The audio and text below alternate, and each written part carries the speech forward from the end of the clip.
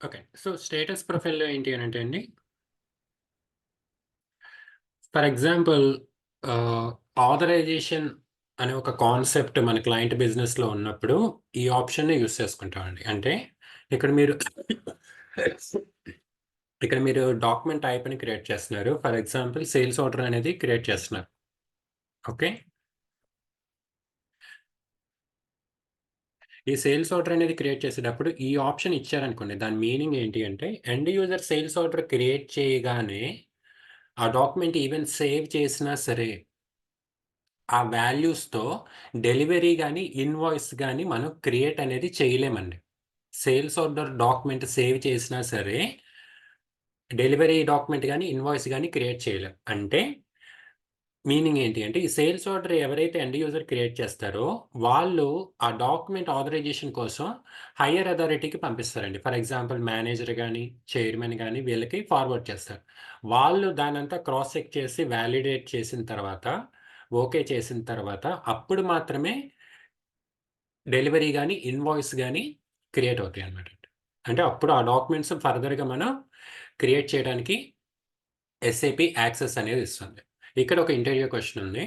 For example sales order అనేది సక్సెస్‌ఫుల్‌గా end user save చేసినా సరే, అన్ని వాల్యూస్ ఎంటర్ చేసినా సరే, అన్ని వాల్యూస్ అంటే క్లయింట్‌కి కావాల్సిన రిక్వైర్మెంట్స్ అన్నీ ఎంటర్ చేసినా సరే, సేల్స్ ఆర్డర్ సేవ్ అయిన తర్వాత గూడా డెలివరీ డాక్యుమెంట్ గాని, ఇన్వాయిస్ గాని క్రియేట్ అవ్వట్లేదంటే, డిఫాల్ట్ ఎక్కడుంది అని అడుగుతారు. అక్కడ మీరు అప్పుడు ఆప్షన్స్‌లో ఈ స్టేటస్ ప్రొఫైల్ అనే ఆప్షన్‌ని చూస్ చేసుకోవాలి. ఓకే. అంటే అక్కడ స్టేటస్ ప్రొఫైల్‌లో మనం ఆథరైజేషన్ అథారిటీ అనేది గనక ఇచ్చుంటే, అది క్రాస్ చెక్ ఎవరికైతే మనం ఆథరైజేషన్ అనేది ఇచ్చామో, వాళ్ళు అక్కడ వాలిడేట్ చేస్తే గాని, ఇన్ మీనింగ్ చెప్పాలంటే రిలీజ్ చేస్తే గాని డెలివరీ డాక్యుమెంట్ క్రియేట్ అవుతది. ఓకే. ఇది ఇంటర్వ్యూ క్వెషన్. సేల్స్ ఆర్డర్ అనేది సక్సెస్‌ఫుల్‌గా సేవ్ చేసినా సరే, డెలివరీ డాక్యుమెంట్ క్రియేట్ అవ్వట్లేదు. కాజ్ ఎక్కడుంది? అంటే అక్కడ స్టేటస్ ప్రొఫైల్ అనేది మీకు గుర్తు రావాలండి. ఓకే. అక్కడ ఆథరైజేషన్ అనేది మీకు గుర్తురావాలి. ఒక ఎగ్జాంపుల్ చెప్తాను. మీరొక 50,00,000 అనేది బ్యాంక్‌లో డిపాజిట్ చేయడానికి వెళ్లారు. అక్కడ ఎండ్ యూజర్ సక్సెస్‌ఫుల్‌గా ట్రాన్సాక్షన్ ఎంట్రీ చేసాడు. కానీ మీ అకౌంట్‌లో ఇంకా క్రెడిట్ అవ్వలేదు. సక్సెస్‌ఫుల్‌గా మీ 50,00,000 మీరు అమౌంట్ ఏదైతే బ్యాంక్‌లోకి వెళ్లారో కా కౌంట్ చేశారు. ట్రాన్సాక్షన్ ఎంట్రీ చేసాడు. సక్సెస్‌ఫుల్‌గా మీకు రిసిప్ట్ కూడా ఇచ్చారు. కానీ మీ అకౌంట్‌లో డిపాజిట్ అవ్వలేదు. దానికి కారణం ఆ పైనున్న మేనేజర్ ఇంకా ఆథరైజ్ చేయలేదు కాబట్టి. ఓకే. సింపుల్ ఇదే ఎగ్జాంపుల్ గుర్తుపెట్టుకోండి. మేనేజర్ ఆథరైజ్ చేసిన తర్వాత ఆ అమౌంట్ అనేది మీ అకౌంట్‌లో క్రెడిట్ అవుతుంది. సేమ్ అదే లాజిక్ ఇక్కడ సేల్స్ ఆర్డర్ ఈవెన్ అక్కడ ఎండ్ యూజర్ క్రియేట్ చేసినా సరే డెలివరీ డాక్యుమెంట్ క్రియేట్ అవ్వట్లేదంటే ఆథరైజేషన్ అనేది ఆథరైజేషన్ అవ్వలేదు. ఆ పర్సన్ ఇంకా చేయలేదు. పెండింగ్‌లో ఉందని అర్థం. ఓకే. నెక్స్ట్ మనకి ఆల్టర్‌నేటివ్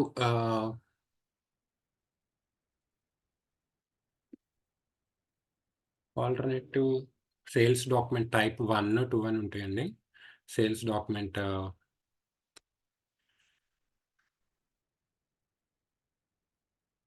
సారీ అండి. నా మౌస్ కొంచెం ప్రాబ్లమ్ ఇస్తుంది. అందుకే హ్యాండ్ రైటింగ్ అంత పర్ఫెక్ట్‌గా మరి బ్యాడ్‌గా వస్తుంది. ఓకే. కొంచెం అడ్జస్ట్ అవ్వండి. Alternative sales document type 1 and 2 అంటే ఏంటి అంటే, ఇన్ కేస్ ఒక ఎండ్ యూజర్ బై మిస్టేక్‌న ఒక డాక్యుమెంట్‌లో బదులు ఇంకో డాక్యుమెంట్‌లో తను ఎంటర్ చేసాడనుకోండి. ఫర్ ఎగ్జాంపుల్ తను సేల్స్ ఆర్డర్, రష్ ఆర్డర్ ఉంది. ఓకే. కంపెనీకొచ్చిందేమో రష్ ఆర్డర్. కానీ రెగ్యులర్‌గా తను సేల్స్ ఆర్డర్ యూజ్ చేయటం వల్ల బై మిస్టేక్‌న ఆ కంగారులో తను సేల్స్ ఆర్డర్‌లో ఎంటర్ చేసేసాడు. యాక్చువల్‌గా అక్కడ తను ఎంటర్ చేయాల్సిన వాల్యూస్ అన్నీ గూడా రష్ ఆర్డర్ అనే డాక్యుమెంట్‌లో ఎంటర్ చేయాలి. కానీ బై మిస్టేక్‌న సేల్స్ ఆర్డర్ అనే డాక్యుమెంట్‌లో ఎంటర్ చేసాడు. ఇప్పుడు రియలైజ్ అయ్యాడు. Oh my God! నేనిక్కడ ఈ డాక్యుమెంట్‌లో ఎంటర్ చేశాను. బై మిస్టేక్ ఎంటర్ చేశాను అని. ఇప్పుడు సేల్స్ ఆర్డర్‌లో డాక్యుమెంట్‌లో ఉన్న వాల్యూస్ అన్నీ డిలీట్ చేసి, అది క్యాన్సెల్ చేసి, మళ్ళీ బ్యాక్‌కొచ్చి, మళ్ళీ రష్ ఆర్డర్‌లోకి వెళ్లి, మళ్ళీ ఆ వాల్యూస్ ఎంటర్ చేయాలంటే చాలా టైం కన్జ్యూమ్ అయిపోతుంది. అందుకని ఇక్కడ ఎస్ఏపీలో వాడి ఒక ఆప్షన్ ఇచ్చాడు. ఆల్టర్‌నేటివ్. ఓకే. దేనికి ఆల్టర్‌నేటివ్? ఈ సేల్స్ ఆర్డర్‌కి ఆల్టర్‌నేటివ్ ఆర్ రష్ ఆర్డర్‌కి ఆల్టర్‌నేటివ్. ఇది గనక మనం ఇస్తే ఏమవుతుంది అంటే, ఎండ్ యూజర్ డైరెక్ట్‌గా సేల్స్ ఆర్డర్ డాక్యుమెంట్ నుంచి రష్ ఆర్డర్ డాక్యుమెంట్‌కి తను షిఫ్ట్ అయిపోవచ్చండి.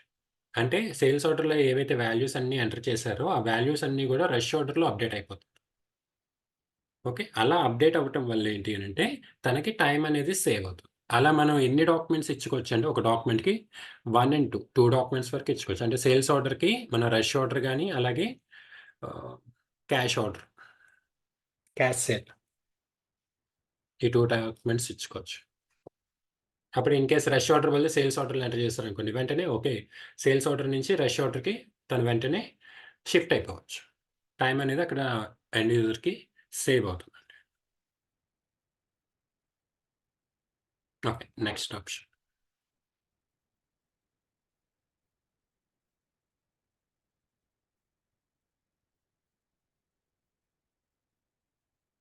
ఓకే. నెక్స్ట్ మనకొచ్చే ట్యాబ్ ఏంటి అనంటే షిప్పింగ్ అండి. షిప్పింగ్. ఈ alternative sales document type 1 and 2లో ఈ 1, 2 ఈ 2 ఇచ్చేస్తే సరిపోతదనమాట. ఐదర్ ఇది లేపోతే అది. అది లాస్ట్‌లో చెక్ చేసుకుంటారు ఎగ్జాక్ట్‌లీ అండి. End user. ఎగ్జాక్ట్‌లీ. పొరపాటునిచ్చిన 2 ఇచ్చాం కాబట్టి అది ఇది అని వాళ్ళు చెక్ లిస్ట్‌లో ఆప్షన్ క్లిక్ చేస్తారు. ఎగ్జాక్ట్‌లీ అండి. ఓకే. ఓకే. నెక్స్ట్ వచ్చే ట్యాబ్‌లో అండి షిప్పింగ్ ట్యాబ్. ఇక్కడ దీంట్లో ఉండే ఫస్ట్ ఏంటి అనంటే డెలివరీ టైప్ అండి. డెలివరీ టైప్ యొక్క డెఫినిషన్ వేరుంటుందండి. అది తర్వాత డిస్కస్ చేస్తాను. కానీ ఇక్కడ మనం డాక్యుమెంట్ టైప్స్ క్రియేట్ చేస్తున్నాం. అందులో క్లయింట్ రిక్వైర్మెంట్‌కి తగ్గట్టు క్రియేట్ చేస్తున్నాం. ఈ ఆప్షన్ మనకెలా యూజ్ అవుతుంది అంటే, సేల్స్ ఆర్డర్ అనేది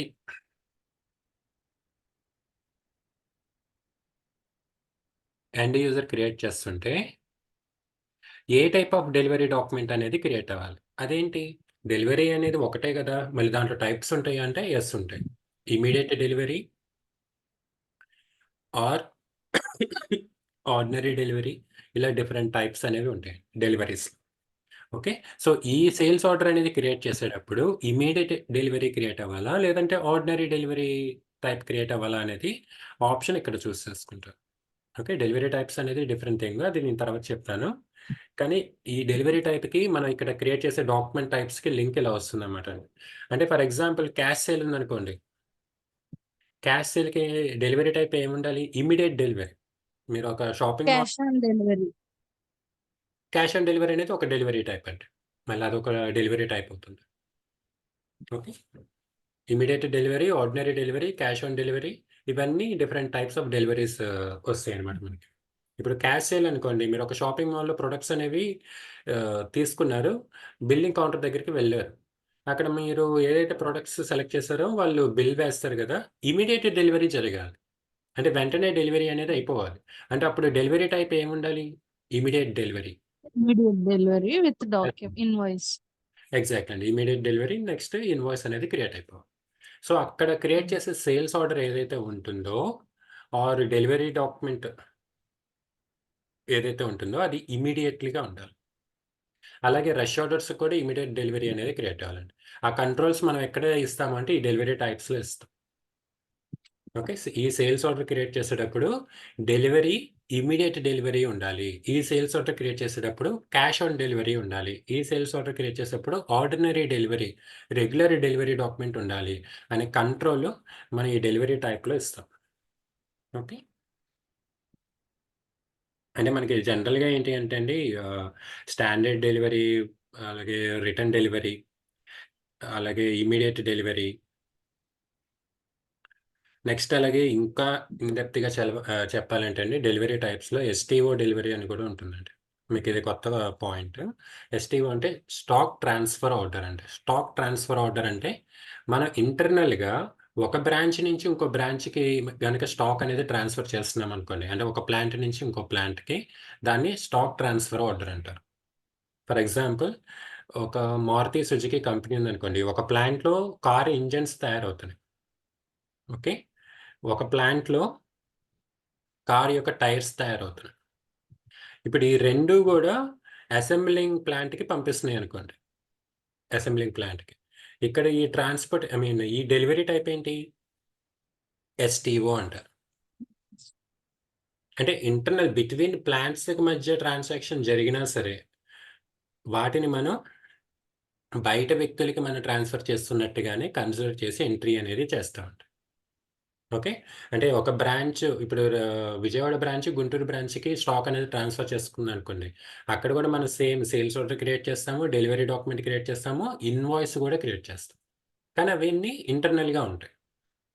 ఎందుకంటే అవి ఒక బ్రాంచ్ ఇంకో బ్రాంచ్ దగ్గర తీసుకుంటున్నా గూడా, ఇంత పర్చేజెస్ చేశాము, ఇంత సేల్స్ చేశాము, ఓవరాల్ ప్రాఫిట్ ఇంత అని తెలియటానికి ఈ స్ ఆహ్, ఈ ప్రాసెస్ అంతా మనకు అవసరం అవుతుందనమాట. లేదు మా బ్రాంచ్ వాళ్ళే కదా! మా కంపెనీ వాళ్ళే కదా! నేను కాలిక్యులేట్ చేయను. ఏమవుతుంది అనుకుంటే, ఆ బ్రాంచ్ యొక్క original profit or original loss అనేది మనం కాలిక్యులేట్ అనేది చేయలేం. ఖచ్చితంగా చేయలేం. ఓకే. సో, డెలివరీ టైప్స్‌లో cash sale delivery, standard delivery, అలాగే return delivery, STO deliveries, cash on deliveries ఇవన్నీ ఉంటాయి డెలివరీ టైప్స్. నెక్స్ట్. ఓకే. ఒక్క నిమిషం. డౌట్ కాదు. అంటే నా క్లారిటీ కోసం అడుగుతున్నాను. చాలా సార్లు అడిగేశాను. కానీ ఇప్పుడు నాకు ఆహ్, అనుమానం తీరుతుందని. ఇప్పుడు ఇందులో ప్లాంట్స్, ఇంజిన్, టైర్స్ అన్నారు కదా! సో, అవునండి. ప్లాంట్స్ అనేవి ఇది. ప్లాంట్ తర్వాత డిఫైన్ లొకేషన్ అనేది ఇది. పైది. అంతేనా? కాదండి. ఇప్పుడు ఈ ప్లాంట్‌కి లొకేషన్ ఉంటుంది. ఈ ప్లాంట్‌కి లొకేషన్ ఉంటుంది. ఈ ప్లాంట్‌కి కూడా లొకేషన్ ఉంటుందండి. ఓకే. ఇప్పుడు ఫర్ ఎగ్జాంపుల్ ఇది హైదరాబాద్‌లో ఉంది. ఇది విజయవాడలో ఉంది. ఆర్ ఇది ఢిల్లీలో ఉంది. అది లొకేషన్ అవుతుందండి. ప్రతి ప్లాంట్‌కి ఒక లొకేషన్ ఉంటుంది. మీరు ఈజీగా గుర్తుపెట్టుకోవాలనుకుంటే ప్రతి ప్లాంట్‌కి కంపల్సరీ లొకేషన్ ఉంటుంది. వాళ్ళు ఫిజికల్‌గా ఒక ఫ్యాక్టరీ ఉంటేనే కదండీ మ్యానుఫ్యాక్చరింగ్ చేయగలిగింది. ఆ ఫిజికల్‌గా ఉన్న అవును. ఫ్యాక్టరీ ఎక్కడుంది? సార్ కోడ్ చేంజ్ అయిద్దా? సేమ్ అయిద్దా? చేంజ్ అవుతుంది. చేంజ్ అవుతుంది. కోడ్ ఒకటే ఉండదు. మారుతుంది. ఏ ప్లాంట్‌కి ఆ ప్లాంట్ సెపరేట్‌గానే ఉంటుంది.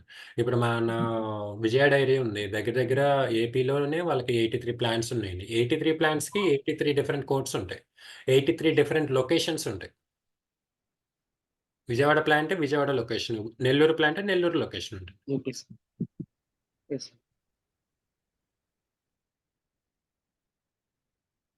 నెక్స్ట్.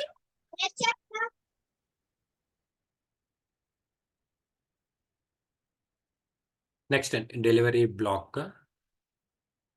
డెలివరీ బ్లాక్ ఆల్వేస్‌గా మీకు అంతకుముందు తెలిసిందే. మనం ఏదైనా డెలివరీ బ్లాక్ అనే ఆప్షన్ ఇచ్చామనుకోండి. మన సేల్స్ ఆర్డర్ ప్రిపేర్ అయిపోయిన తర్వాత డెలివరీ అనేది బ్లాక్ అయిపోతుంది. Sales order, delivery order, invoice ఈ మూడిట్లో ఏది కావాలో అది, ఏది వద్దో అది బ్లాక్ చేసి మిగిలిన వాల్యూస్ ఎంటర్ చేస్తాం. ఎగ్జాక్ట్‌లీ అండి. అంటే డెలివరీ బ్లాక్ అనేది జనరల్‌గా ఏంటి అనంటే క్రెడిట్ సిట్యుయేషన్స్‌లో మనం బ్లాక్ చేయడం జరుగుతుందండి. అంటే సింపుల్‌గా చెప్పాలంటే మనం ఒక హౌసింగ్ లోన్ అప్లై చేసినప్పుడు లోన్ లోన్ ఓకే చేశారు. వెరిఫికేషన్ చేసేటప్పుడు ఓకే చేశారు. కానీ ఫైనల్‌గా క్రెడిట్ మేనేజర్ దగ్గర రిజెక్ట్ చేశారు. అంటే అక్కడ వాళ్ళు బ్లాక్ చేయొచ్చు. అలాగే సేమ్ ఇక్కడ కూడా అండి సేల్స్ ఆర్డర్ ప్రాసెస్ అయిపోయింది. ఆ తర్వాత ఇన్‌బౌండ్ ప్రాసెస్ జరిగింది. కానీ డెలివరీ దగ్గర బ్లాక్ చేశారు. ఎందుకు బ్లాక్ చేశారంటే ఆ కస్టమర్ క్రెడిట్ లిమిట్ క్రాస్ అయ్యాడు కాబట్టి. అలాంటి సిట్యుయేషన్స్‌ని మీరు ఈ డాక్యుమెంట్ ద్వారా హ్యాండిల్ చేయాలనుకుంటే గనక ఈ డెలివరీ బ్లాక్ అనే ఆప్షన్‌ని మనం చూస్ చేసుకుంటాం. Next shipping conditions.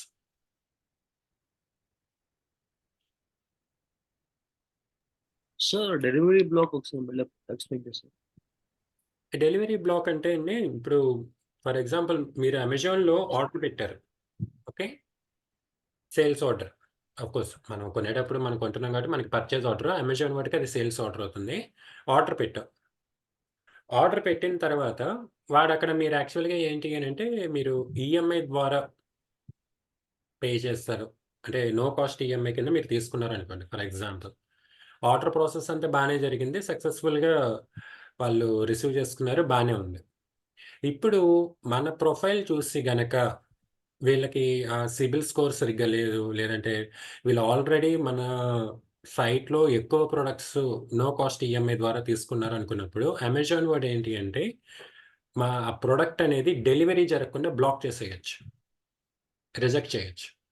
అది వాడి ఇంట్రెస్ట్. ఆ రైట్స్ అనేవి వాడికుంటాయి. అంటే ఓవరాల్‌గా మనం ఎంక్వైరీ అయింది, కొటేషన్ అయ్యింది, సేల్స్ ఆర్డర్ అయ్యింది, ఫర్దర్ ప్రొసీడింగ్స్ అన్నీ అయినాయి. కానీ ఫైనల్‌గా వాళ్ళక్కడ డెలివరీ చేసే ముందు కూడా క్రాస్ చెక్ చేసుకుంటారు. ఏంటి ఈ కస్టమర్‌కి మనం ఏదైతే ప్రొడక్ట్ క్రెడిట్ బేసిస్‌లో ఇస్తున్నామో అది లిమిట్స్‌లోనే ఉందా? ఆ కస్టమర్ తిరిగి రీపే చేసే పొజిషన్‌లోనే ఉన్నాడా? ఆ కస్టమర్ ఫైనాన్షియల్ హెల్త్ బానే ఉందా? ఇయన్నీ వెరిఫై చేసుకున్నా గాని వాళ్ళు డెలివరీ చేయరు. ఎందుకంటే వన్స్ డెలివరీ అయిపోయిందనుకోండి, మళ్ళీ మన ప్రొడక్ట్ తిరిగి ఇవ్వంగా. అందుకని డెలివరీ చేసుకునే ముందు ఇంకా ప్రికాషన్స్ అనేవి వాళ్ళు తీసుకుంటారు. అలా గనక వాళ్ళు ప్రికాషన్స్ ఆ పాలిసీ ప్రిన్సిపల్స్ గనక వాళ్ళు ఫాలో అవుతుంటే ఈ డెలివరీ బ్లాక్ అనే ఆప్షన్‌ని వాళ్ళు చూజ్ చేసుకుంటారనమాట. Okay sir. Based on credit history అది ప్రొసీడ్ అవుతుంది. ఎగ్జాక్ట్‌లీ అండి. Credit limit. అంటే యాక్చువల్‌గా ఏంటి అనంటే ఇప్పుడు ఫర్ ఎగ్జాంపుల్ నాకు 10,00,000 వరకు క్రెడిట్ లిమిట్ ఉందనుకోండి. ఈవెన్ 12,00,000 అయింది సేల్స్ ఆర్డర్. డెలివరీ దగ్గరికెళ్ళింది. వాళ్ళు బ్లాక్ చేశారు. నేనేం చేశానంటే ఆ కంపెనీతో మాట్లాడుకొని కన్విన్స్ చేస్తే ఈ క్రెడిట్ డిపార్ట్‌మెంట్ వోళ్ళు దాన్ని రిలీజ్ గూడా చేయొచ్చు. ఈ డెలివరీ ఎవరైతే బ్లాక్ చేశారో ఆ బ్లాక్‌ని వాళ్ళు రిలీజ్ చేసి ఫర్దర్ ప్రొసీడింగ్స్‌కి వాళ్ళు ఇష్యూ చేయొచ్చు. అలా గూడా జరుగుతూ ఉంటాయి. కానీ అదేంటి అంటే డెలివరీ బ్లాక్ అనేది ఒక సిస్టమ్ మనం ఫాలో అవుతున్నప్పుడు దాని ప్రకారమే వెళ్ళాలి కదా! అనేది డెలివరీ బ్లాక్ అనమాట. అంటే డెలివరీ బ్లాక్ అవ్వగానే ఇంక కస్టమర్‌కి ఆ ప్రొడక్ట్ రీచ్ అవ్వదా అని అనుకోవడానికి లేదు. కస్టమర్ గనక కన్విన్స్ చేస్తే కంపెనీని అక్కడ క్రెడిట్ డిపార్ట్‌మెంట్ వోళ్ళు దాన్ని రిలీజ్ చేయొచ్చు. ఓకే. ఆ రైట్స్ వాళ్ళకుంటాయి. Okay sir. Okay. Next shipping conditions. Shipping condition అనేది ఏంటంటే నార్మల్‌గా ఈ షిప్పింగ్ కండిషన్స్ అనేది మనకి దేనికి యూజ్ అవుతుంది అంటే అండి, షిప్పింగ్ పాయింట్‌ని డిఫైన్ చేయటానికి. షిప్పింగ్ పాయింట్ అనేది ఏంటి అనంటే, ఎక్కడి నుంచైతే గూడ్స్ కస్టమర్‌కి డిస్పాచ్ అవుతున్నాయో దాన్ని మనం షిప్పింగ్ పాయింట్ అని అంటాం. ఈ షిప్పింగ్ కండిషన్‌ని బట్టి షిప్పింగ్ పాయింట్ అనేది తీసుకోవటం జరుగుతుందండి. అంటే ఫర్ ఎగ్జాంపుల్ అమెజాన్‌యి ఫర్ ఎగ్జాంపుల్ హైదరాబాద్‌లో ఒక డిపో ఉంది. విజయవాడలో ఒక డిపో ఉంది. సారీ. నేనిక్కడ విజయవాడలోనే ఉన్నాను. విజయవాడలో ఒక ప్రొడక్ట్ ఆర్డర్ పెట్టాను. ఒక ప్రొడక్ట్ అనేది ఆర్డర్ పెట్టాను. ఓకే. జనరల్‌గా ఏంటి అంటే విజయవాడ డిపో విజయవాడ పర్సన్ కాబట్టి జనరల్‌గా ఇక్కడి నుంచి రావాలి. ఇప్పుడు ఫర్ ఎగ్జాంపుల్ నా షిప్పింగ్ కండిషన్ ఏంటి అనంటే immediate delivery or as early as possible. ఎంత త్వరగా వస్తే అంత మంచిదని నేను ఆర్డర్ బుక్ చేసుకున్నాను. కానీ ఇక్కడ ఇది షిప్పింగ్ పాయింటే, ఇది షిప్పింగ్ పాయింటే. కానీ అక్కడున్న కండిషన్స్‌ని బట్టి అంటే కస్టమర్‌కి ఏంటి ఇమ్మీడియేట్ డెలివరీ కావాలి. కానీ విజయవాడలో మేబీ స్టాక్ లేదు. నేను పెట్టిన ప్రొడక్ట్ ఏదైతే ఆర్డర్ ఉందో ల్యాప్‌టాప్ అది ఇక్కడ విజయవాడ గోడౌన్స్‌లో లేదు. అప్పుడు వెంటనే అది ఏమవుతుంది షిప్పింగ్ కండిషన్‌ని బేస్ చేసుకొని హైదరాబాద్ షిప్పింగ్ పాయింట్ అనేది సిస్టమ్ సజెస్ట్ చేస్తుంది. ఓకే. ఈవెన్, ఈవెన్ ఇక్కడ ప్రొడక్ట్ ఉంది. కానీ అది డెలివరీ చేసే ట్రాన్స్‌పోర్టేషన్ అనేది అక్కడ అవైలబిలిటీలో లేదు. అది డెలివరీ చేసే ట్రాన్స్‌పోర్టేషన్ అవైలబిలిటీలో లేదు. ఆర్ అక్కడ లోడింగ్ గ్రూప్స్ లేవు. లేదా అక్కడ సమ్ ఎక్స్ రీజన్ అనేది జరిగింది. ఫైర్ యాక్సిడెంట్ అనో, లేదంటే సమ్ ఎక్స్ కాజ్ అనేది జరిగింది. కానీ నా షిప్పింగ్ కండిషన్ ఏంటి? As early as possible.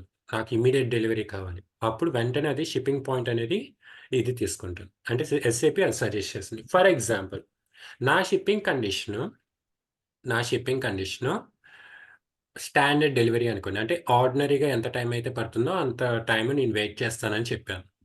For example ఇక్కడ విజయవాడలో స్టాక్ లేదు. ఓకే. అది మెయిన్ హెడ్ ఆఫీస్ నుంచి ఇక్కడ విజయవాడకి వచ్చి, ఆ విజయవాడ నుంచి ఇక్కడ డెలివరీ తీసుకుంటుంది. అంటే అప్పుడు నా షిప్పింగ్ పాయింట్ అనేది విజయవాడే అవుతుంది. ఎందుకంటే నేను టైం వెయిట్ చేస్తున్నానుగా. 15 డేసో ఆర్ 20 డేసో సంథింగ్ నేను వెయిట్ చేస్తున్నాను.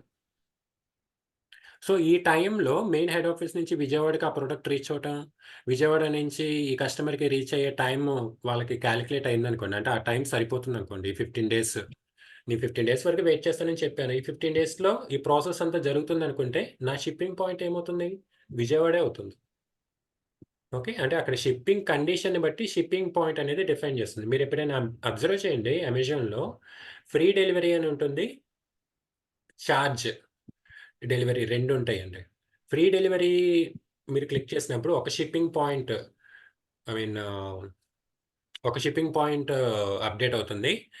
మీరు చార్జ్ అంటే పేమెంట్ మీ డెలివరీకి చార్జెస్ పే చేస్తాము. మాకు వెంటనే డెలివరీ కావాలన్నప్పుడు ఒక షిప్పింగ్ పాయింట్ అప్డేట్ అవుతుంది. ఫర్ ఎగ్జాంపుల్ కన్వీనియన్స్ ఫీ అని ఒకటుంటది. ఎగ్జాక్ట్‌లీ అండి. విజయవాడలో నేను ఇమ్మీడియేట్ డెలివరీ కావాలని ట్రాన్స్‌పోర్టేషన్ చార్జెస్ కూడా నేను ఎక్స్‌ట్రా పే చేశాను. కానీ ఇక్కడ స్టాక్ లేదు. అప్పుడు సిస్టమ్ ఏంటి అంటే ఇక్కడ సజెస్ట్ చేస్తుంది. ఎందుకంటే కస్టమర్‌కి ఇమ్మీడియేట్ డెలివరీ కావాలి. అక్కడ లోకల్‌లో స్టాక్ లేదు. పైగా వాళ్ళు చార్జెస్ పే చేశారు కాబట్టి హైదరాబాద్ షిప్పింగ్ పాయింట్‌ని సిస్టమ్ సజెస్ట్ చేస్తుంది. అదే ఇన్ కేస్ అక్కడ స్టాక్ ఉంది, లోడింగ్ గ్రూప్స్ ఉన్నాయి, ట్రాన్స్‌పోర్టేషన్ అవైలబిలిటీలో ఉందనుకుంటే విజయవాడనే సజెస్ట్ చేస్తుంది.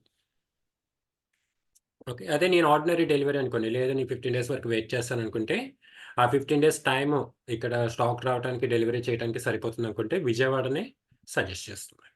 ఓవరాల్‌గా షిప్పింగ్ పాయింట్ అనేది దేని మీద డిపెండ్ అయ్యి ఉంటుందంటే షిప్పింగ్ కండిషన్. మన కండిషన్‌ని బట్టి అక్కడ షిప్పింగ్ పాయింట్ అనేది అప్డేట్ అవుతుంది. Yes, sir. ఓకే. నెక్స్ట్.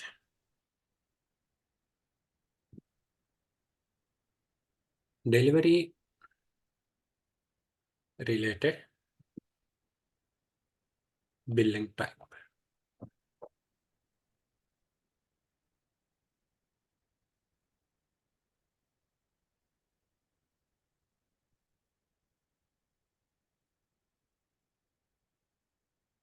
అంటే అండి కొన్ని డాక్యుమెంట్స్ ఏంటి అనంటే బిల్లింగ్ అనేది డెలివరీని బట్టి ఉంటుంది. ఓకే. బిల్లింగ్ అనేది డెలివరీని బట్టి ఉంటుంది. అంటే ఫర్ ఎగ్జాంపుల్ ఆహ్, ఆబ్వియస్లీ మనం పెట్టుకునే డెలివరీ టైప్‌ని బట్టి ఆ కాస్ట్ మారుతది కాబట్టి, ఆ ఎగ్జాక్ట్‌లీ. ఐటెమ్, ఆ కాస్ట్, ఆహ్, డిస్టెన్స్‌కి ఫీజు అవన్నీ ఎగ్జాక్ట్‌లీ. కలిపి ఇస్తారు. ఇది ఒక ఎగ్జాంపుల్ అండి. ఇప్పుడు పిన్ కోడ్స్ ఉన్నాయి. ఢిల్లీలో ఒక పర్సన్, ఓకే. ఏపీలో ఒక పర్సన్ ఆర్డర్ పెట్టారు. ఏది సేమ్ మొబైల్. వీళ్ళకొక ప్రైస్‌కి వెళ్తుంది. వీళ్ళకొక ప్రైస్‌కి వెళ్తుంది. అది డెలివరీ రిలేటెడ్ బిల్లింగ్ టైప్ అనమాట అండి. అంటే అక్కడ డెలివరీ జరిగే దాన్ని బట్టి బిల్లింగ్ టైప్ అనేది జరుగుతుంది. మరి delivery not related to billing type అంటే డెలివరీకి, బిల్లింగ్‌కి సంబంధం లేదు. వాళ్ళెక్కడి నుంచి ఆర్డర్ పెట్టినా సరే, ఒకే ప్రైస్ అనేది మనం ఇవ్వాలి. అది ఎలాగో చూడండి. ఫర్ ఎగ్జాంపుల్ కాంట్రాక్ట్స్ ఉంటాయి చూసారా? కాంట్రాక్ట్స్. వాల్యూ కాంట్రాక్ట్ గాని, క్వాంటిటీ కాంట్రాక్ట్ గాని ఇవి ఉన్నప్పుడు, వాళ్ళు ఆల్రెడీ ప్రైస్ అనేది ఫిక్స్ చేసేసారు. పలానా లొకేషన్ అండి మాది. మీరు ఇంత వాల్యూ గూడ్స్ నాకు ఈ ప్రైస్‌కి ఇస్తానంటే, నేను ఇంత క్వాంటిటీ కొంటాను. లేదా ఇంత వాల్యూ పెట్టి మీ దగ్గర బై చేస్తానని ఆల్రెడీ నేను ఫిక్స్ చేస్తున్నాను. ఓకే. అంటే ఆల్రెడీ అగ్రీమెంట్ నేను తీసుకున్నాను. కాబట్టి, కాబట్టి అక్కడ ఏంటి బిల్లింగ్ అనేది డెలివరీని బేస్ చేసుకొని చేంజ్ అవ్వట్లేదు. ఆల్రెడీ ఫిక్స్ అయిపోయింది. బిల్లింగ్ అనేది ఆల్రెడీ ఫిక్స్ అయిపోయింది. నేను ఈ ప్రైస్‌కి తీసుకుంటాను. ఈ లొకేషన్ అనేది డెలివరీ చేయాలి అనేది ఆల్రెడీ కంపెనీతో నేను కాంట్రాక్ట్‌లోకి దిగాను. అప్పుడు డెలివరీ అనేది not related to billing type వస్తుంది. Okay. Delivery related to billing type అంటే సింపుల్‌గా చెప్పాలి అనంటే మన అమెజాన్‌లో బుక్ చేసేయన్నీ గూడా ఆల్‌మోస్ట్ అన్నీ గూడా డెలివరీ రిలేటెడ్ బిల్లింగ్ టైపే. మీరు పిన్ కోడ్ మారుస్తుంటే ప్రైస్ మారుతూ ఉంటుంది. మాక్సిమం. నేను అన్నీ చెప్పట్లేదు గానీ మాక్సిమం మారుతూ ఉంటుంది. ఇప్పుడు ఢిల్లీ పిన్ కోడ్ ఎంటర్ చేస్తే ఒక ప్రైస్ వస్తుంది. ఏపీ పిన్ కోడ్ ఎంటర్ చేస్తే ఒక ప్రైస్ వస్తుంది. అలాగే ఇంకో ఎగ్జాంపుల్ చెప్పాలి అనంటే కార్ షోరూమ్స్ అండి. ఎక్స్ షోరూమ్ ప్రైస్ ఒక్కొక్క స్టేట్‌ని బట్టి ఒక్కొక్క ప్రైస్ ఉంటుంది. ఈవెన్ సిటీస్‌ని బట్టి కూడా ఉండొచ్చు. అలాగే కానీ Thums Up, cool drinks prices ఉన్నాయి చూసారా? అది delivery not related to billing type. అది డెలివరీ ఎక్కడైనా సరే రూ. 10 అంతే. అవైలబిలిటీ బట్టి మెయిన్. ఎగ్జాక్ట్‌లీ అండి. పూర్వీకులు. అది ఎక్కడైనా సరే మనం డెలివరీ చేసినప్పుడు రూ. 10కే చేయాలి. అంటే అది delivery not related to billing type. ఆ బిల్ అనేది డెలివరీకి సంబంధం లేదు. కానీ ఈ కార్ షోరూమ్స్‌లో చూడండి ex showroom price, on road price state వైస్‌గా చేంజ్ అవుతూ ఉంటుంది. అది దాని మీనింగ్ చెప్పాలంటే delivery completely related to billing type. డెలివరీని బట్టి బిల్లింగ్ మారుతుంది. అంటే ఆ లొకేషన్ బట్టి బిల్లింగ్ మారుతూ ఉంటే గనక దాన్ని డెలివరీ రిలేటెడ్ బిల్లింగ్ టైప్ అని ఇస్తామండి. ఓకే. వీటిల్లో కొన్ని డాక్యుమెంట్స్ ఏ డాక్యుమెంట్స్ మనం దేనికి డెలివరీ రిలేటెడ్ బిల్లింగ్ టైప్స్‌కి ఇస్తాం. ఏ documents delivery not related to billing type అనేది ఇస్తాం అనేది మనం ఈ కాన్ఫిగరేషన్ చేసినప్పుడు నేను చెప్తానండి. నెక్స్ట్ అలాగే సింపుల్ ఇందాక మనం డెలివరీ బ్లాక్ చూసాం కదా! Billing black.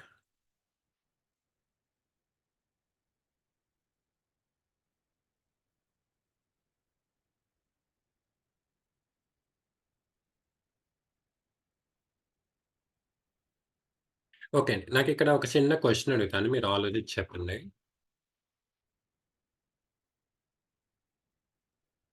డెలివరీ బ్లాక్ అంటే ఓకే. మనం డెలివరీ జరగకుండా బ్లాక్ చేస్తున్నాం. ఇప్పుడు మనం బిల్లింగ్ గూడా బ్లాక్ చేయటం ఏంటి? ఇప్పుడు బిల్లింగ్ బ్లాక్ అంటే నథింగ్ బట్ ఇన్వాయిస్ అనేది జనరేట్ చేయకుండా చేస్తున్నాం. ఇన్వాయిస్ అనేది. కదా! ఇప్పుడు ఆల్రెడీ నేను డెలివరీ ఇచ్చేసాను. నా గూడ్స్ ఏవైతే ఉన్నాయో అవి నేను కస్టమర్‌కి ఒక ట్రాన్స్‌పోర్టేషన్‌లో వేసి కస్టమర్ ఫ్యాక్టరీకి వాడు రీచ్ అయిపోయాడు ఆల్రెడీ. ఓకే. వాడి గూడ్స్ ఎళ్ళిపోయినియి. నేనిక్కడ బ్లాక్ చేయలా. డెలివరీ బ్లాక్ చేయలా. మరిప్పుడు బిల్లింగ్ బ్లాక్ చేసి నేనేంటి? నాకేంటి ప్లస్ ఏంటి? ఆల్రెడీ గూడ్స్ వెళ్ళిపోయినియి గదా! గూడ్స్ కస్టమర్ ప్లేస్ రీచ్ అయిపోయినియి. ఇప్పుడు నేను ఇన్వాయిస్ ప్రిపేర్ చేయను. నీ బ్లాక్ చేస్తాను అనటం వల్ల నాకు అడ్వాంటేజ్ ఏంటి? నాకు ఉపయోగం ఏంటసలు? ఆలోచించండి. డెలివరీ మేబీ కస్టమర్ వాళ్ళు గూడ్స్ క్యాష్ మళ్ళీ రిటర్న్ సేల్ చేసేసారు. చేయలేదు.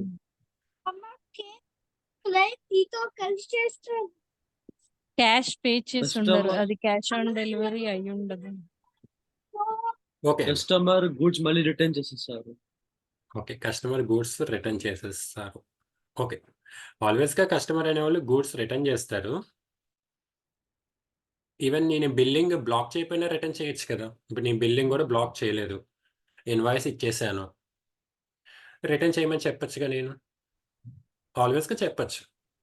ఆర్ ఎల్స్ మీ సైడ్ నుంచి ఏమైనా అంటే సెండర్ సైడ్ నుంచి ఏమైనా మిస్టేక్ అయింది. రాంగ్ ప్రొడక్ట్స్ సెండ్ చేశాము. నో. నో. అంటే కస్టమర్ అడిగిన ప్రొడక్ట్సే మనం డెలివరీ చేస్తాం. కానీ నేను అడిగే క్వెషన్ డెలివరీ బ్లాక్ చేయకుండా బిల్లింగ్ బ్లాక్ చేయడం వల్ల ఉపయోగం ఏంటి? చెప్తాను. ఇక్కడ బిల్లింగ్ బ్లాక్ అంటే అండి మనం ఇన్వాయిస్ అనేది ప్రిపేర్ చేస్తున్నామండి. ఓకే. ఇన్వాయిస్ మనం ప్రిపేర్ చేశాము అంటే అది అకౌంటింగ్ డిపార్ట్‌మెంట్‌కి వెళ్తుంది. అకౌంటింగ్ డిపార్ట్‌మెంట్ వాళ్ళు ఎంట్రీ పాస్ చేశారు అనంటే ownership transfer to our customer. Ownership అనేది కస్టమర్‌కి ట్రాన్స్‌ఫర్ అయిపోతుందండి. అది అక్కడున్న లాజిక్. బిల్లింగ్ బ్లాక్ మనం ఎందుకు చేస్తున్నామంటే ఇన్వాయిస్ క్రియేట్ అవ్వకుండా. ఇన్వాయిస్ క్రియేట్ అవ్వదు కాబట్టి అకౌంటింగ్ డిపార్ట్‌మెంట్ వాళ్ళు ఎంట్రీ పాస్ చేయరు. ఎంట్రీ పాస్ చేయరు కాబట్టి ఓనర్‌షిప్ స్టిల్ మన దగ్గరే ఉంటుంది. మన దగ్గరే ఉంటుంది. అంటే ఈ గూడ్స్ ఏవైతే ఉన్నాయో మనం రీకలెక్ట్ చేసుకోవచ్చు. కానీ వన్స్ బిల్లింగ్ బ్లాక్ చేయకుండా ఇన్వాయిస్ క్రియేట్ చేసి మనం అకౌంటింగ్ డిపార్ట్‌మెంట్ వాళ్ళు ఎంట్రీ పాస్ చేశారనుకోండి ఓనర్‌షిప్ కస్టమర్‌కి వెళ్ళిపోయింది. మనం అప్పుడు ఇంకా నాకు రిటర్న్ పంపించండి. మా గూడ్స్ మాకు ఇచ్చేయండి అనటానికి మనకి రైట్ అనేది లేదు. అది ఇంకా కస్టమర్ ఇంట్రెస్ట్. సార్ అది బిల్డింగ్ చెప్పండి. ఇప్పుడు మన సైడ్ నుంచి బిల్డింగ్ బ్లాక్ చేశాము. అవును. ఓకే. మీరు చెప్పారు అది గూడ్స్ మీద రైట్స్ మనం ట్రాన్స్‌ఫర్ చేయలేదు అని. అవును. సో దెన్ మన దగ్గర ప్రూఫ్ ఏముంటది అది గూడ్స్ మనదే అని. మన ఫ్యాక్టరీ నుంచి పంపించామని. మనం ఇంకా బిల్ జనరేట్ చేయలేదు కదండీ. ఇది ఇప్పుడు ఈ గూడ్స్ ఏవైతే అదే, ఉన్నాయో అదే సార్. ఆల్రెడీ బిల్ పర్చేజెస్ ఇంకా చేసిన జనరేట్ చేయలేదు. ఉందిగా. ఈ గూడ్స్ యొక్క ఏం సార్? పర్చేజ్ మనం గూడ్స్ కొన్నప్పుడు పర్చేజ్ ఇన్వాయిస్ మన దగ్గర ఉంటుంది గదా! ఓకే. అది వేరే కస్టమర్ కోసం పర్చేజ్ చేసామని క్వెషన్ కావచ్చు కదా! కాదండి. ఇప్పుడు నేను చెప్తాను. ఇప్పుడు అమెజాన్‌లో నేనొక ప్రొడక్ట్ ఆర్డర్ పెట్టాను. ఓకే. ఆర్డర్ పెట్టిన తర్వాత అమెజాన్ వాడి దగ్గర బిల్ ఉంటుందిగా వాడు కొన్నట్టు ఈ ప్రొడక్ట్. వాడు ఆ ప్రొడక్ట్ ఓకే. కొన్నట్టు అమెజాన్ వాడి ఇప్పుడు నాకు దగ్గర ప్రొడక్ట్ వచ్చి వాడు నాకు ఇన్వాయిస్ ఇచ్చి, వాడు దాంట్లో అకౌంటింగ్ డిపార్ట్‌మెంట్‌లో ఎంట్రీ పాస్ చేసే వరకు ఓనర్‌షిప్ వాడిదే. వాడెప్పుడైతే అకౌంటింగ్ ఓకే. డిపార్ట్‌మెంట్‌లో ఎంట్రీ పాస్ చేస్తాడో అప్పుడు ఓనర్‌షిప్ నాకొస్తుంది. ఈ మధ్యలో వాడు ఎప్పుడైనా ఓకే. తీసేసుకోవచ్చు. రీకలెక్ట్ చేసుకోవచ్చు. వాడికి ఆ రైట్ ఉంటుంది. హ్మ్. అంటే ఇక్కడ ఎప్పుడైతే మనం బిల్లింగ్ బ్లాక్ అనేది చేస్తామో ఇన్వాయిస్ క్రియేట్ అవ్వదు కాబట్టి, ఇన్ కేస్ ఆ గూడ్స్ అనేవి ట్రాన్సిట్‌లో ఉన్నా సరే, ట్రాన్సిట్ అంటే దారి మధ్యలో ఉన్నా సరే, మనం ఆ గూడ్స్‌ని వెనక్కి తీసుకోవచ్చు. ఈవెన్ కస్టమర్ ప్లేస్‌కి వెళ్ళిపోయినా సరే గూడ్స్‌ని వెనక్కి తీసుకోవచ్చు. ఎందుకంటే ఓనర్‌షిప్ అనేది స్టిల్ మన దగ్గరే ఉంది కాబట్టి. ఎందుకంటే ఇన్వాయిస్ లేదు కాబట్టి. Most of the times customer accept చేయరు కదా వితౌట్ ఇన్వాయిస్. ఎగ్జాక్ట్‌లీ అండి. ఇప్పుడు ఇన్వాయిస్ లేకుండా ఈ కస్టమర్ యాక్సెప్ట్ చేయడుగా. ఎందుకని? ఇప్పుడు ఇన్వాయిస్ లేకుండా ఇప్పుడు అది ఓనర్షిప్ రైట్స్. ఇల్లీగల్ అవుతుంది. అంతేగాని ఇప్పుడు నేను అమెజాన్‌లో ఒక ప్రొడక్ట్ ఆర్డర్ పెట్టాను. వాడు నాకు బిల్ ఇవ్వలేదనుకోండి, అదేమవుతుంది ఇల్లీగల్. వాడు బిల్ ఇవ్వాలి అంటే ఈ బిల్లింగ్ బ్లాక్ అనేది జరగకుండా ఉండాలి. ఓకేనండి. అర్థమైందా? ఇప్పుడు కస్టమర్ తీసుకున్న వాడికి అది రిస్కే. ఎందుకంటే నేను ఇన్వాయిస్ ఇవ్వట్లేదు, బిల్ ఇవ్వట్లేదు. అది సింపుల్‌గా చెప్పాలి అంటే దొంగ సరుకు అవుతుంది. ఇల్లీగల్ అవుతుంది. ఇప్పుడు స్మగుల్డ్ గూడ్స్ ఉంటాయి చూసారా? ఆ స్మగుల్డ్ గూడ్స్ ప్రాసెస్ అంతా ఇంతే కదా! దానికి ఇన్వాయిస్ ఉంటుందా? ఇన్వాయిస్ అసలు ఉండదు. డెలివరీ అనేది జరిగిపోతుంది. కానీ అక్కడ ఏంటి బిల్లింగ్ జరగదు. ఇన్వాయిస్ ఉండదు కాబట్టి అది ఇల్లీగల్. ఇల్లీగల్ కాబట్టి అది అంతా ఫర్దర్ ప్రాసెసింగ్స్ వేరే లెవెల్‌లో ఉంటాయి. ఓకేనా? అది అంత పవర్ ఉంది బిల్లింగ్ బ్లాక్‌లో. మన ఇన్వాయిస్ లేకుండా సార్, చెప్పండి. ఈ కస్టమర్ మన దగ్గర ఆర్డర్ ప్లేస్ చేసామని ప్రూఫ్ ఉంటుంది. అవునండి. అవును. సో బట్ డెలివరీ మనం చేసామని మన దగ్గర ప్రూఫ్ ఉండదు కదా. అదే అంటున్నాను. ఇప్పుడు మనం డెలివరీ చేశామని బిల్లు ఇన్వాయిస్ అనేది కస్టమర్‌కి ఇవ్వకపోతే వాడికి ఆ గూడ్స్ రిస్కే అవుతున్నాయి కదా! అంటున్నాను నేను. ఇప్పుడు ఫర్ ఎగ్జాంపుల్ ఓకే. నేనే మీకు గూడ్స్ పంపించాను. ఓకే. నేను మీకు గూడ్స్ పంపించాను. అంటే నేనిక్కడ క్రాస్ చెక్ చేసుకోకుండా గూడ్స్ అనేవి మీకు పంపించేసాను. బిల్ ఇవ్వలేదు మీకు. ఓకే. బిల్ ఇవ్వలా. Yes, sir. ఇప్పుడు మీరు ఆ Yes, sir. గూడ్స్ మీరెలా ఎంట్రీ చేస్తారు మీ కంపెనీలో? అకౌంటింగ్ డిపార్ట్‌మెంట్‌లో మీరు ఎంట్రీ చేయాలి. ఎలా ఎంట్రీ చేస్తారు? బిల్లు లేదుగా. బిల్లు లేకుండా మీరు Yes, sir. ఎంట్రీ చేస్తే అదేమవుతుంది? ఇల్లీగల్ అవుతుంది. నా జీఎస్టీ Okay. నంబర్స్, నా టాక్సేషన్ నంబర్స్ అన్నీ మీరు ఎంటర్ చేస్తేనే గదా! గూడ్స్ యొక్క ఓనర్‌షిప్ మీకు లీగల్ అవుతుంది. Okay. ఓకేనండి. పాయింట్ మీకు అర్థమైందా? Yes, sir. Okay. So, billing బ్లాక్‌కి అంత పవర్ ఉంటుందండి డెలివరీ బ్లాక్ కన్నా. ఎందుకంటే ఇక్కడ ఈ బిల్లింగ్ ఇన్వాయిస్ అనేది క్రియేట్ అవ్వలేదు అనంటే కస్టమర్ అది సింపుల్‌గా చెప్పాలంటే ఇల్లీగల్ అవుతుంది. ఆ ఇల్లీగల్ ప్రొసీడింగ్స్ వేరే లెవెల్‌లో ఉంటాయి. ఓకే. ఎగ్జాంపుల్ చెప్పగలరా దేనికుంటాయో? అంటే మాక్సిమం ఈ రీటైలింగ్ వెబ్‌సైట్స్‌కి ఆల్‌మోస్ట్ వస్తది. ఆ! అంటే అన్ని నాకెప్పుడు వెబ్‌సైట్స్‌కి రిసీవ్ వస్తాయండి. అవ్వకుండా. నేనిక్కడ పాయింట్ ఏంటంటే ఇప్పుడు ఫర్ ఎగ్జాంపుల్ ఇక్కడ డెలివరీ బ్లాక్ గాని, బిల్లింగ్ బ్లాక్ గాని మనం దేనికి యూజ్ చేస్తామంటే క్రెడిట్ లిమిట్ చెక్ చేయడానికనమాట. ఓకే. క్రెడిట్ లిమిట్ మనం చెక్ చేయడానికి ఈ 2 యూజ్ చేస్తాం. కానీ నేనేమని అడిగానంటే క్వెషన్ మిమ్మల్ని, ఇక నేను డెలివరీ బ్లాక్ చేయలేదు. డెలివరీ జరిగిపోయింది. అప్పుడు నేను బిల్లింగ్ బ్లాక్ చేయటం వల్ల ఏంటి ఉపయోగం ఏంటి? అన్న రీతిలో నేను చెప్పాను. అప్పుడు నేను బిల్లింగ్ బ్లాక్ చేయటం వల్ల ఏమవుతుంది? ఇన్వాయిస్ క్రియేట్ అవుద్ది. ఇన్వాయిస్ క్రియేట్ అవ్వలేదు కాబట్టి యెస్. కస్టమర్‌కి అది ఇల్లీగల్ ప్రొడక్ట్స్ అవుతాయి.